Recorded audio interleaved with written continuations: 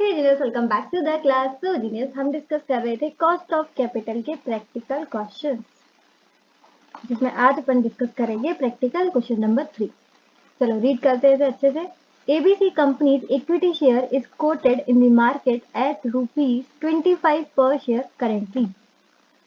ABC company का जो equity share है वो अभी मार्केट में कितने का चल रहा है? 25 रुपए पर शेयर का अभी चल रहा है। अभी इसका मतलब ये क्या दे रखी है अपन को? Current market price, that is P0। आगे क्या है? The company page a dividend of ₹2 पर शेयर। कंपनी कितना डिविडेंड देती है? 2 रुपए। And the investor market aspects a growth rate of 6% per year. ये सिंपल आपको ग्रोथ रेट दे रखा है जी, ठीक है। यानी कि अभी अगर अपन 25 रुपीज खर्च करते हैं एक शेयर पर, तो अपन को कितना मिलेगा? 2 तो मिल चुका है, ठीक है, 2 तो अभी वालों को मिल रहा होगा। हम अगर खरीदते हैं तो अपन को फ्यूचर में डिविडेंड मिलेगा, क्योंकि हमको तो मिलता है D1, तो अपन को मिलेगा 2 रुपए के साथ साथ 6% की ग्रोथ रेट, ठीक है। तो ध्यान देना। तो ये अपन को क्या दे रखा है? ये दे रखा है D0, और D1 अपन कैसे निकालते हैं? D0 1 प्लस जी। याद है ना ये? Very good. अब देखो क्वेश्चन की requirement. You are required to, 2 part में है। पहला, calculate the company cost of equity capital, यानी कि आपको केई मांग रहे हैं। सारी इंफॉर्मेशन गिवन है, आराम से केई आ जाएगा, कोई भी दिक्कत नहीं। Second, if the company issues 10% debentures of face value of ₹100 each and realizes 96 per debenture while the debentures are redeemable after 12 years at a premium of 12%। वो भाई साहब कितना कुछ दे दिया। Calculate cost of debenture using YTM। यहाँ पर आपको KD तो कैलकुलेट करना है, लेकिन YTM वाले मेथड से। YTM मतलब यील्ड टू मैच्योरिटी। याद है आपको? यील्ड टू मैच्योरिटी मतलब सिंपल वही IRR वाला कंसेप्ट, ठीक। तो यहाँ पर सबसे पहले देखो, फेस वैल्यू कितना है? 100, लेकिन अभी कितने का वो? 96। इंटरेस्ट रेट कितना है? 10%, लेकिन जो रिडीम होगा एट द एंड, जो रिडीम होता है ना, रिडीमेबल वाले तो एट द एंड पैसा मिलता है, तो वो कितना मिलेगा? वो मिलेगा 12 साल बाद 12% के प्रीमियम से। यानी कि अभी फेस वैल्यू कितना? 100, और रिडीम कितने पे होगा? 12% प्रीमियम, दैट इज 112 पे, ठीक है। ये हो जाएगी हमारी RV। आगे दे रखा है assume tax rate to be 50%। Tax rate अपन को 50% दे रखा है। सिंपल सा क्वेश्चन है, चलिए फटाफट कॉपी पर और प्रैक्टिकल क्वेश्चन नंबर 3 को भी आसान बनाते हैं। कॉपी पर लिखिए कैपिटल स्ट्रक्चर का प्रैक्टिकल क्वेश्चन नंबर 3 सॉल्यूशन। तो 2 पार्ट थे सॉल्यूशन के। पहला था हमारा cost of equity, that is KE, ठीक। तो KE का फॉर्मूला यहाँ पर लिखा है simple, D1 upon P0 plus जी। और D1 कैसे कैलकुलेट होता है? D0 1 प्लस जी। तो P0 यानी कि अभी मार्केट में करंट क्या है? 25 पे चल रहा है शेयर। इसका वो क्या है? Growth rate 6%। तो यहाँ से हमारा D1 भी आ जाएगा। D0 था 2, 1 प्लस जी दैट इज 0.06। तो 1.06 इंटू 2, ये आ गया 2.12। तो यहाँ पर आ जाएगा 2.12 डिवाइडेड बाई 25 इंटू 100 करेंगे तो ये आ गया पूरा 8.48% प्लस 6, ये आ गया 14.48%। उम्मीद है आपको KE निकालने में कोई दिक्कत नहीं आई होगी, क्योंकि सीधा सीधा फॉर्मूला लगाया और सारी की सारी चीजें क्वेश्चन में गिवन थी, तो एज इट इज अपन ने सिर्फ वैल्यूज को सब्स्टिट्यूट किया। क्लियर? तो 1 मिनट में हमारा फर्स्ट पार्ट हो गया। अब आते हैं सेकंड पार्ट पर, जिसमें हमारा काफी टाइम यूटिलाइज होगा, क्योंकि बहुत बड़ा सा है। तो सेकंड थी क्वेश्चन की requirement, cost of debenture using YTM। तो यहाँ पर एक लाइन में मैंने सबसे पहले ये लिख दिया कि आप भूल ना गए हो, इसलिए याद दिलाने के लिए लिखा है YTM is the internal rate of return. YTM yield to maturity क्या होता है? Simple IRR। IRR का मतलब वो होता है कि हम कुछ भी नहीं कमा रहे, हमारी NPV क्या है? 0। ऐसी रेट जिस पर हमारी NPV 0। NPV का मतलब अपन कुछ नहीं कमा रहे, यानी कि जितने का डेट अपन आज परचेज करेंगे ये हमारा हो जाएगा आउटफ्लो। जितने का डेट अपन आज परचेज करेंगे करंट प्राइस ऑफ डेट, और जो हमें उससे फ्यूचर में मिलेगा, present value of all cash inflows बोलेंगे क्योंकि फ्यूचर में मिलेगा। जितना भी हमें इससे फ्यूचर में इनफ्लो मिलेगा उसकी प्रेजेंट वैल्यू निकाल लो, वो दोनों ही बराबर होगी। यानी कि आज आप जितना इस पर खर्च करोगे और जितना फ्यूचर में मिलने वाला है उसकी आज की प्रेजेंट वैल्यू निकाल लो, वो दोनों सेम रहेगी। तो इसका मतलब अपन कुछ भी नहीं कमा रहे, एनपीवी जीरो। ठीक है, उस रेट को बोलते हैं अपन IRR। तो वही रेट हमारी इस बार क्या हो जाएगी, जो हमारी IRR होगी वही हमारी केडी हो जाएगी। ठीक, तो इसको कैलकुलेट करने के लिए मैंने आपको जो कॉन्सेप्ट वाली वीडियो थी कंप्लीट रिवीजन, उसमें 3 स्टेप सिखाए थे। स्टेप नंबर 1 था identification of relevant cash flow. सबसे पहले ये देखो कि कौन कौन से आपके कैश फ्लोज हैं, क्या इनफ्लो है क्या आउटफ्लो। ठीक, उसके लिए मैंने एक फॉर्मेट भी बताया था आपको। सबसे पहले आपको ईयर लिखने हैं, यहाँ पर 12 ईयर है, 0 से लेके 12 तक। ठीक है, ये लिख दिया आपने। उसके बाद आउटफ्लो और इनफ्लो, एक बार ही आउटफ्लो होगा जब हम डेट को परचेज करेंगे। ठीक है, तो करंट मार्केट प्राइस यही होगा हमारा आउटफ्लो। तो कितने का डेट है अभी, अभी 96। तो अभी हम जो रुपीज खर्च करेंगे वो करेंगे 96। ठीक है, और अब फ्यूचर में अपन को क्या मिलेगा, डेट पर क्या मिलता है, फ्यूचर में मिलता है इंटरेस्ट। ठीक है, तो इंटरेस्ट कैसे कैलकुलेट करते हैं आपको बताइए, I1 - T। तो इंटरेस्ट कितना है, 10% डिवेंचर 100% फेस वैल्यू। इंटरेस्ट कैसे कैलकुलेट होगा, 100 फेस वैल्यू है, इसका 10%, तो हो जाएगा 10, और 1 - T करोगे तो 1 - 30% नहीं था, 50% था। ठीक है, तो ये आ जाएगा आपका 5। क्लियर, मैं रफ नहीं कर रही हूँ आपके लिए सही। ठीक, तो ये आ गया हमारा आउटफ्लो, यानी कि अभी हम कितना पैसा खर्च करेंगे 96, और फ्यूचर में अपन को क्या मिलेगा 5। और ये 5 कब तक मिलेगा, 12 साल तक। यानी कि यहाँ भी 5, यहाँ भी 5, 5 5, इसी तरीके से चलेगा। ठीक है, 12 साल तक। इसको आप शॉर्ट में क्या कर सकते हो, पूरा, यानी कि जो पूरा है ना ऐसे करके, अरे यार माउस नहीं है ना तो इधर उधर हो जाता, बड़ी दिक्कत लगती है। हाँ, इसको पूरे को आप ऐसे लिख सकते हो, 1 to 12 इनफ्लो, और यहाँ लिख सकते हो 5। ठीक है, तो आपका ये क्वेश्चन शॉर्ट हो जाएगा। लास्ट, अब 12th ईयर पे, क्योंकि ये रिडीमेबल डिवेंचर्स है, यानी कि एट द एंड अपन को 12th ईयर में क्या मिलेगा, रियलाइजेबल वैल्यू, यानी कि रिडम्पशन वैल्यू भी मिल जाएगी जो एट द एंड होगी। और वो कितनी मिलने वाली है, वो थी 10% के प्रीमियम पे। ठीक है, तो ये हो गया फेस वैल्यू और ये हो गया उसका प्रीमियम। तो 12 साल बाद कैसे मिलेगी, 10% के प्रीमियम पे, दैट इज 12% के प्रीमियम पे, दैट इज 112। ठीक है, क्वेश्चन में 12% था। तो 3 हो गए हमारे। पहला 96 पैसा खर्च करना है अपन को, उसके बाद 5 का अपन को इंटरेस्ट मिलेगा, और लास्ट में अपन को रिडम्पशन वैल्यू मिलेगी 12। ठीक है ना, 96 5 112। IRR कैलकुलेट करने का हमारा सेकंड जो स्टेप था वो था calculation of NPV at 2 discount rate.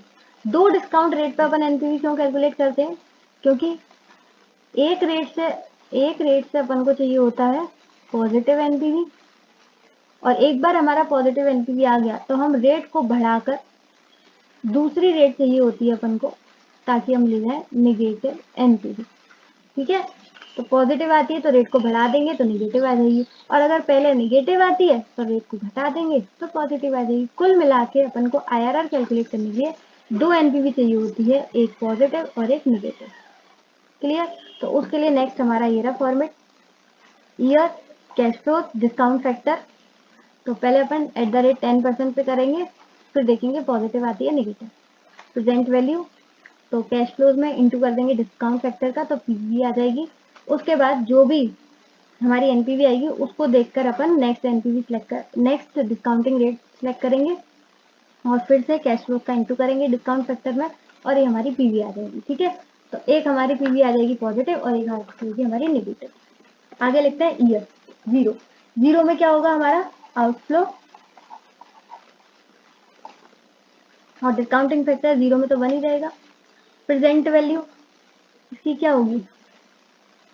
इसका आउटफ्लो लिखने की वैसे जरूरत है नहीं, आप जो माइनस में लिख दो पता ही चल जाएगा कि आउटफ्लो। ठीक है, कितना रुपए जा रहे हैं? 96, और इसकी प्रेजेंट वैल्यू क्या हो जाएगी? 96 की, क्योंकि आज ही अपन खरीद रहे हैं। ठीक है,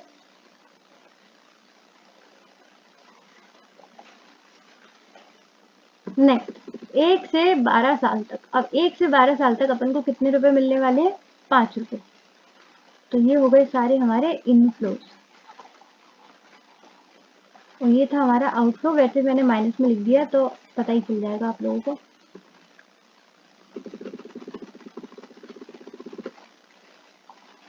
पाँच पाँच पाँच पाँच पाँच पाँच। अब आप ये सोच रहे हो इतना बड़ा हम लिखेंगे कैसे, पर मैं इसका आपको शॉर्ट भी बता दूंगी। जैसे ऊपर वाले फॉर्मेट में बताया उसी तरीके से मैं इस वाले फॉर्मेट में भी आपको शॉर्ट करना बता दूंगी। फिलहाल अभी हम जैसे है उसी तरीके से करते हैं। @10%। अब ये सबको डिस्काउंटिंग फैक्टर कैलकुलेट करना आता होगा, नहीं आता तो सीख लो। अपना कैलसी उठाओ और लिखो 1 डिवाइडेड बाय, ठीक है, मैं यहाँ पे लिख ही देती हूँ, 1 डिवाइडेड बाय 1 प्लस जो भी हमारा डिस्काउंटिंग फैक्टर रहता है। अब इसमें क्या है 10%, और 1 डिवाइडेड बाय 0.10। ठीक है, ये हो गया हमारा 10%, यानी कि ये हो जाएगा 1 डिवाइड बाय 1.1। ठीक, तो 1 डिवाइडेड बाय 1.1। अब इक्वल्स टू करोगे तो 0.909 आ जाएगा। ठीक, एक और बार इक्वल्स टू करो तो 0.826 आ जाएगा। एक और बार करो 0.751, एक और बार 0.683, इसी तरीके से करते जाओ। 0.621, 0.564,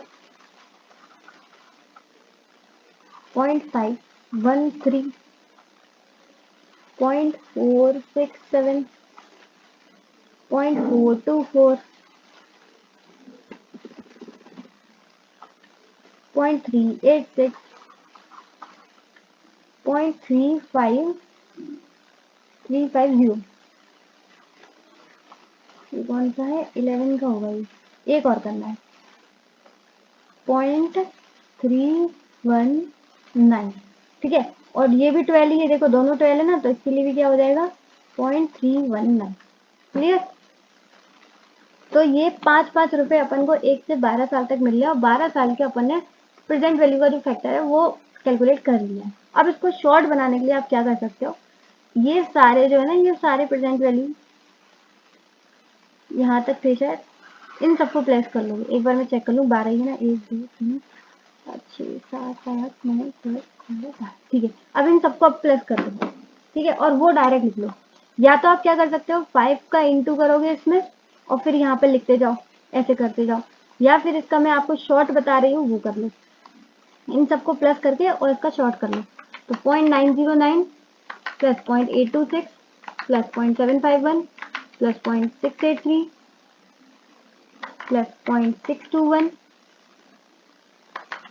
564, 513, 464, 424, 0.386, 0.350।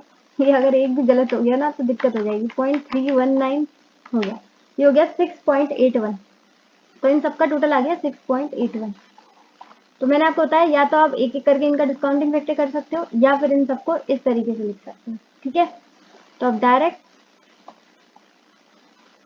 5 का इंटू करो 6.81 में, तो आ जाएगा 34.05। ठीक, और लास्ट आपका ये हमारा होगा रिडम्पशन वैल्यू, तो 12 से इंटू होगा 0.319। जो अपन को 12 साल बाद इस शेयर का रिडम्पशन वैल्यू मिलेगा, उसकी आज की वैल्यू क्या है? 3.828। मैंने क्या किया, 112 मिलने वाला था ना, 0.319, 35 आएगा। मैंने क्या कर दिया यार, 12 साल बाद अपन को मिलेंगे 112 रुपए, और उसकी आज की वैल्यू क्या होगी? तो 112 इंटू 3.19, 35.728, ये आ जाएगा राउंड अप करके। ठीक है, तो देखो ये हो जाएगा आज का आउटफ्लो और ये अपन को इनफ्लो, प्रेजेंट वैल्यू इनफ्लो आ गई। ठीक है, इनफ्लो कितना है 35 प्लस 35.73 प्लस 34.05, ये हमारे इनफ्लो 69.78। ठीक है, इसको माइनस कर देंगे 96 से, ये आ गया 26.22। 26.22 कौन से पेन से लिखूं, सारी पेन लिखिएगा।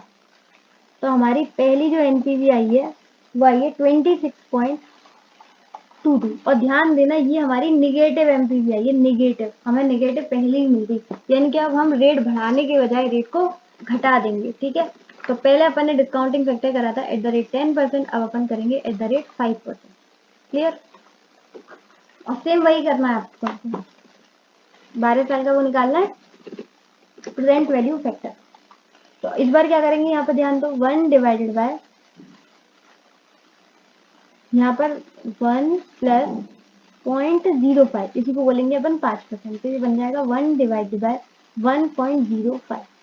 ये जिसको नहीं आता उसको बता रही हूँ, वैसे 100 में से 1-2 ही बच्चे होंगे जिन्हें नहीं आता होगा, उनको ही मैं बता रही हूँ कि ये कैसे कैलकुलेट होता है प्रेजेंट वैल्यू फैक्टर।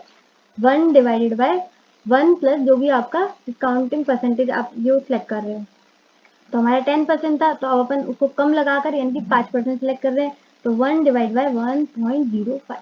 अब अपने कैलसी पर लिखो 1 डिवाइड बाय 1.05। तो पहले का आ गया 0.952, 0.952। फिर से इक्वल टू क्लिक करो, 0.907, फिर से 0.864, राउंड ऑफ करते जाना साथ के साथ, 0.823, 0.784, 0.746, 0.712, 0.677, 0.645, 0.614, 0.585। देखना 12 हो गए, 1 2 3 4 5 6 7 8 9 10 11, एक और 0.557। ठीक है, ये तो इंटरेस्ट के लिए हो जाएगा, और 12वीं साल में रिडम्पशन वैल्यू मिलेगा, तो उसके लिए भी 12वीं साल का present value factor that is 0.557।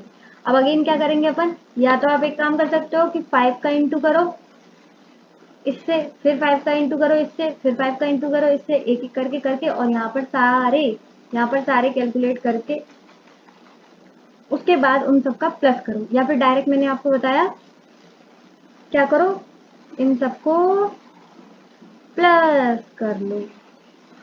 ठीक है, तो इन सबको प्लस करके एक बार में ही लिख सकते हो। 0.952, 0.907, 0.864, 823, 0.784, 746, 712, 677, 645, 614, 585, 557। ये आ गया 8.866। ठीक, तो इसको अपन इंटू कर देंगे, ये आ गया हमारा प्रेजेंट वैल्यू फैक्टर, इसको अपन इंटू कर देंगे इनफ्लो से, दैट इज 5 रुपीज मिल रहे हैं अपन को, तो 5 से इंटू कर देंगे, ये आ गया 44.33। ठीक, 44.33।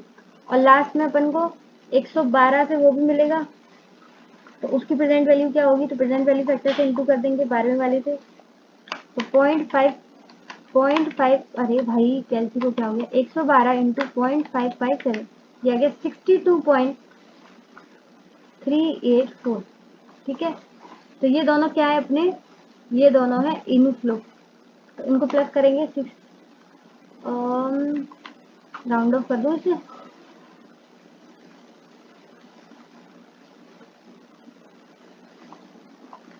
44.33 प्लस 62.38, ये अपन को मिल, अरे यार फिर क्या निकल गया, 44.33 प्लस 62.38, ये अपन को मिलने वाला है 106.61।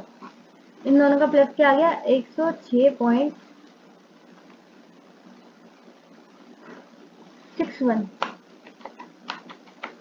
अब इसको आप 96 में से माइनस कर दो, 106.71 था, इसको आप 96 में से माइनस कर दो तो ये आ जाएगा 10.71।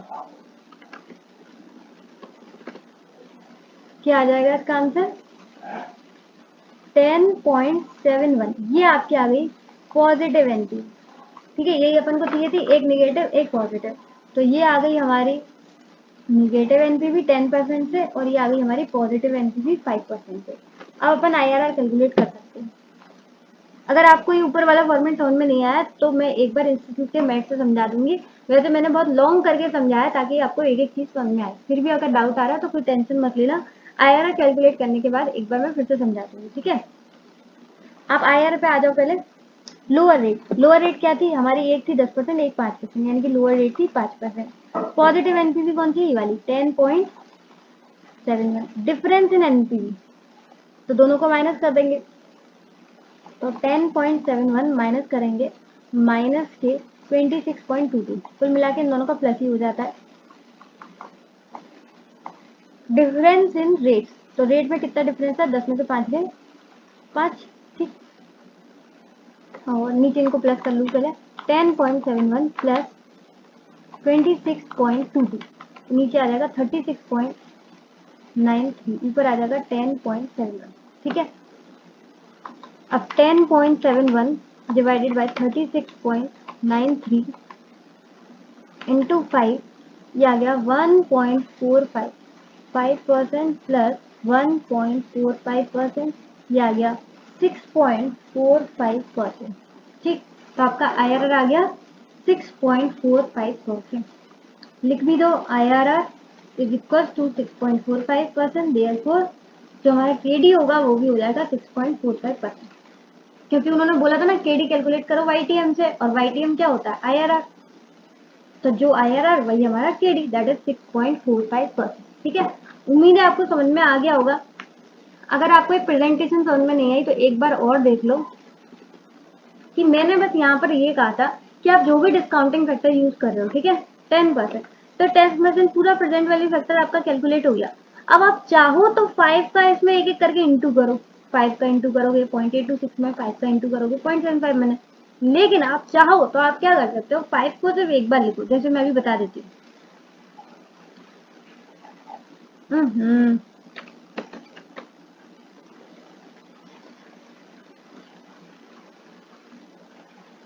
यहाँ पर 5 को बस आप एक बार लिख सकते हो ऐसे करके, 1 to 12 ईयर। ठीक, यहाँ पर लिख सकते हो इनक्लोज में 5, और यहाँ पर जो भी प्रेजेंट वैल्यू फैक्टर का इन सबका जो एडिशन है वो लिख दो, यहाँ पर लिख दो। ठीक है, उसके बाद जो इन दोनों का इंटू करके आए वो यहाँ लिख दो। ठीक, बस इतना कहा है मैंने आपसे, समझ में आ गया आपको। इन सबका जो पिंक वाला है ना ये पूरा पोर्शन, इन सबका ऐड करके आप यहाँ पर लिख दो, और उन दोनों का इंटू करके फिर प्रेजेंट वैल्यू में यहाँ पर लिख दो। ठीक, इतना बस मैंने बताया। और सेम चीज मैंने यहाँ, ये पूरा मैंने आपको इसलिए करके दिखा दिया क्योंकि लोगों को समझ में ही नहीं आता कि वो डायरेक्ट जो एडिशन है, अब अपने इंस्टीट्यूट में अगर आप देखोगे आंसर तो उन्होंने डायरेक्ट एडिशन लिख दिया है। एक बार एक काम करो, इंस्टीट्यूट के मैट पे चले जाओ, तो ये आ गए अपन इंस्टीट्यूट के सॉल्यूशन पर। अब यहाँ पर आप ध्यान दोगे तो इन्होंने ऐसे 1 2 3 4 5 6 7 8 9 10 11 12 नहीं किया, उन्होंने डायरेक्ट 1 into 12 ईयर्स तक अपन को क्या मिलने वाला है, 5 रुपए का इंटरेस्ट। अब उन्होंने जो प्रेजेंट वैल्यू फैक्टर जो मैंने आपको एक एक करके 12 साल तक कैलकुलेट करके दिखाया था, ठीक है, वो डायरेक्ट इन्होंने यहाँ पर उसका एडिशन लिख दिया। तो यही चीज, इसी चीज के लिए अब बहुत स्टूडेंट को ये समझ में नहीं आता कि 8.863 आ कैसे गया, उसी को मैंने आपको पूरा लॉन्ग फॉर्मेट में ऐसे एक एक करके कैलकुलेट करके उसका बताया था कि इस सबको प्लस करके आपका ये आएगा। तो अब आपको ये समझ में आ गया होगा कि इस तरीके से आता है। ठीक है, सेम वे में ये शायद इनका 10% है इसलिए ज्यादा है, और ये 5% से होगा। ठीक है, ये वाला क्लियर। तो ये उन्होंने इस तरीके से किया, और सेम वे में आप भी ऐसे ही प्रेजेंट कर सकते हो पूरा, 1 to 12 करोगे और डायरेक्ट ये लिखोगे और ये आपका प्रेजेंट वैल्यू आ जाएगी। उसके बाद दूसरे डेट से करोगे तो उसका भी एडिशन लिख दो 112 तक का, 1 साल से 12 तक का, और उसका डायरेक्ट लिख दो। ठीक है, तो आप भी इस तरीके से कर सकते हो। तो अब आपको प्रेजेंटेशन समझ में आ गई होगी किस तरीके से करनी है। ठीक है, बस मेन जो स्टूडेंट का ये दिक्कत होता है आ कहाँ से गया, वो मैंने आपको सिखाया है कि वो इस तरीके से आ गया। तो 2-2, 3-3, शायद 6-6 बार मैंने एक ही बात बता दी है, जस्ट बिकॉज क्योंकि ये बहुत बहुत सारे स्टूडेंट का डाउट रहता है, इसी वजह से मैंने इसको इतनी बार बताया है। फिर भी अगर नहीं आए तो कमेंट सेक्शन में बता दो, और अगर आ गया है तो प्लीज प्लीज कमेंट सेक्शन में अपना फीडबैक जरूर देते हुए जाना। इस तरीके से नहीं जाया करो, कमेंट प्यारा सा लिख कर जाया करो। आज के लिए बस इतना ही। If the video is helpful for you then hit the like button, share video में इफ इट डिजर्व्स एंड या डू सब्सक्राइब नाउ। इस तरीके से आपको स्टडी मटेरियल के सॉल्यूशन मिलते रहेंगे। इसी के साथ इसी तरीके से खुश रहिए, मुस्कुराते रहिए। मिलते हैं नेक्स्ट वीडियो में, तब तक के लिए bye bye, be happy always.